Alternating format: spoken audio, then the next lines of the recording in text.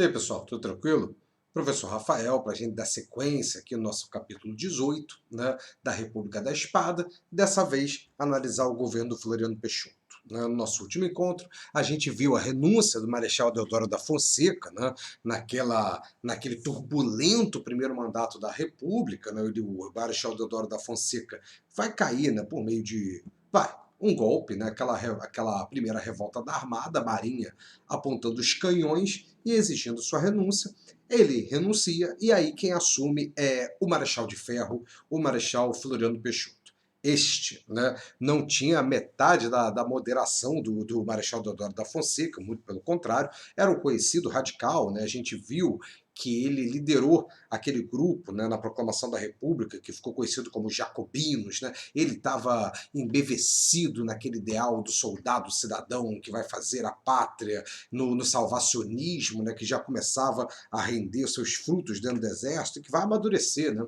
A gente vai ver a política das salvações depois, com o Marechal Hermes da Fonseca, com esse processo bem maduro.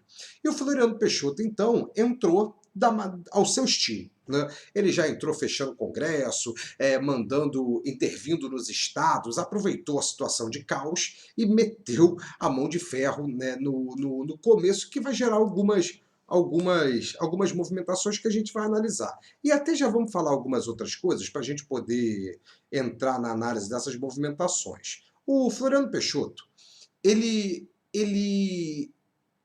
ele vai ficar com o apelido, né, de Consolidador da República, e esse apelido pode ser merecido ou imerecido. A gente vai ver isso no final. Mas algumas coisas básicas que tinham que ser feitas ali numa república, ele fez. Né?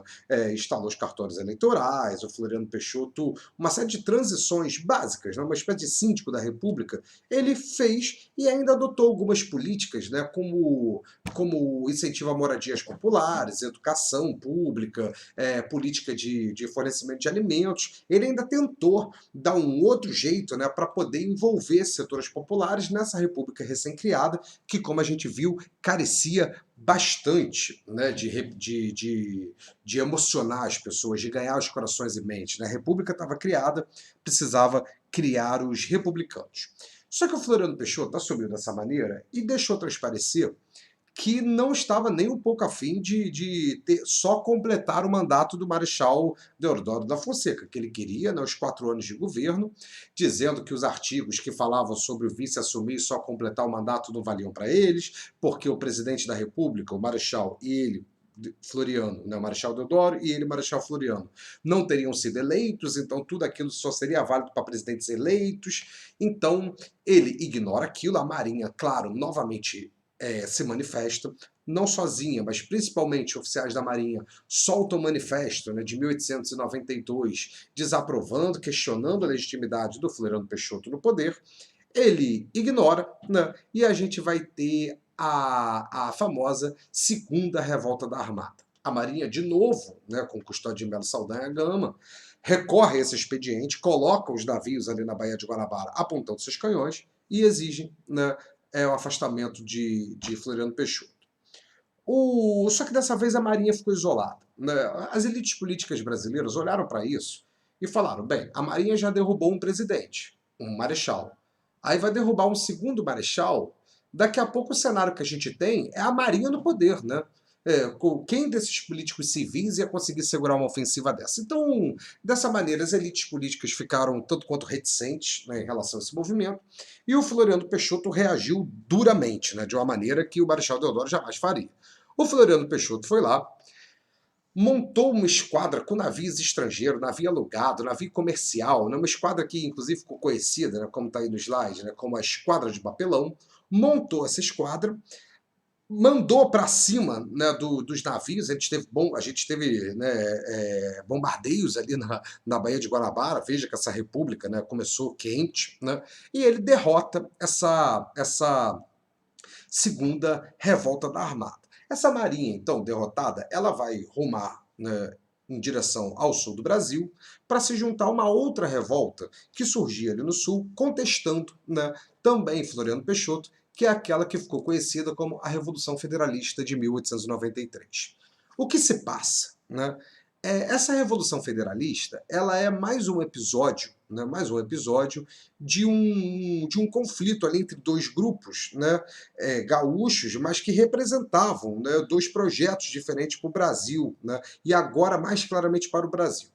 A gente vai ter eleições ali e tínhamos um chimango, né? Lembrando que esses chimangos sempre defenderam a centralização de poder, né? A maior parte deles, né, ficou ao lado de Dom Pedro II, na Farroupilha. Esses chimangos, liderados pelo Júlio de Castilho, vão concorrer às eleições, né, contra os maragatos, que eram liderados por Gaspar Silveira Martins. Os maragatos sempre quiseram descentralização de poder, né? E para quem defende descentralização de poder, o governo Floriano Peixoto ele é um desastre, né? Então, uma das formas um dos formatos que eles vinham defendendo, até amadurecendo uma proposta política que já figurava ali na época da monarquia, que eles defendiam a monarquia parlamentar, né? Eles estão defendendo que agora o Brasil tenha um parlamentarismo, né? Ou pelo menos um parlamento muito mais forte do que aquele que a gente tinha, ao passo que os florianistas, né, inclusive o Júlio de Castilho aí, com um forte traço caudilista, né, na sua forma de fazer política, defendiam a modernização conservadora. Você centraliza o poder, né, e com esse poder centralizado, o chefe do executivo tem os mecanismos necessários para poder colocar em marcha, doa quem doer, um processo de modernização, né?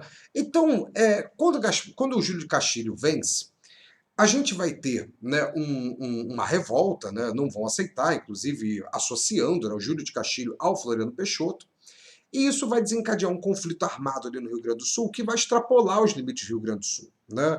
Vai tomar Santa Catarina, vai tomar boa parte do sul do Brasil, inclusive dei uma olhada, né? Porque senão a gente vai entrar em muito detalhe e aí não é o caso, mas a capital de Santa Catarina vai mudar aqui, né? Vai virar Florianópolis e tem sim relação com Floriano Peixoto, né?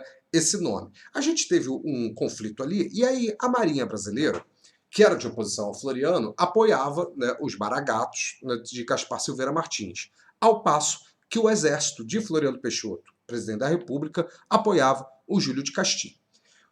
Bem, apoiados pelo Exército na presidência da República, né, é claro que os chimangos aqui vão vencer, o Floriano Peixoto consegue, né, conter esse movimento, né, segundo o movimento de contestação, né, a ele, que ele vence, e aqui a gente pode discutir esse último ponto, né. Consolidador da República, por que sim, por que não? O porquê sim, a gente meio que viu, né, uma série de tarefas que tinham que ser feitas imediatas para a República ele fez, e ele agora, por que não? O Floriano Peixoto, ele tinha um hábito, né, como todo autoritário, de chamar, de fazer uma caricatura de tudo aquilo que era contra ele, né? Então, a Marinha, a revolta da Armada, ele dizia que era um movimento monarquista, que ela estava querendo a volta da monarquia.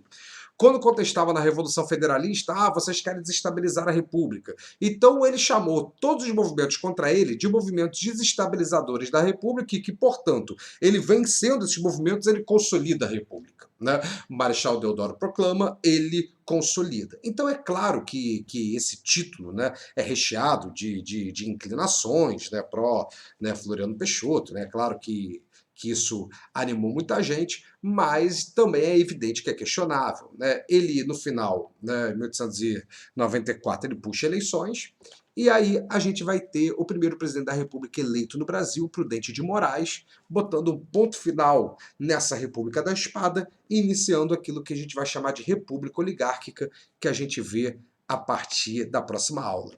Tranquilo? Beleza? Então, boas tarefas para você, bom estudo, dá uma lida na apostila, dá uma olhada nesses pormenores, né? E vamos seguindo aí. Um abraço e até mais.